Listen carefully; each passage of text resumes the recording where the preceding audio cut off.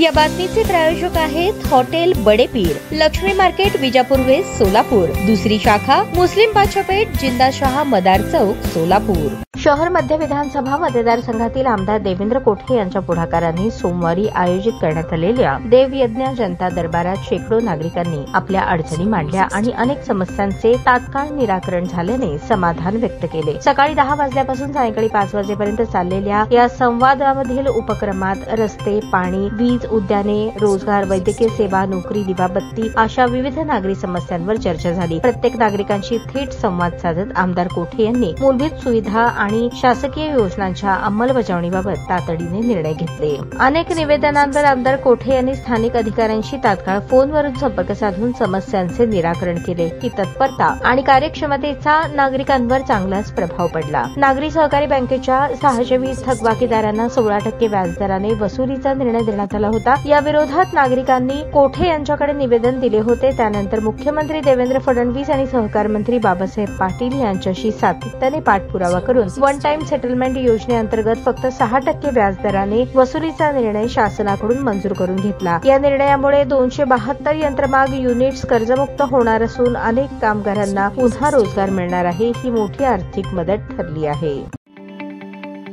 ताज्या बातम्या पाहण्यासाठी प्राईम महाराष्ट्र न्यूज चॅनलला सबस्क्राईब करा।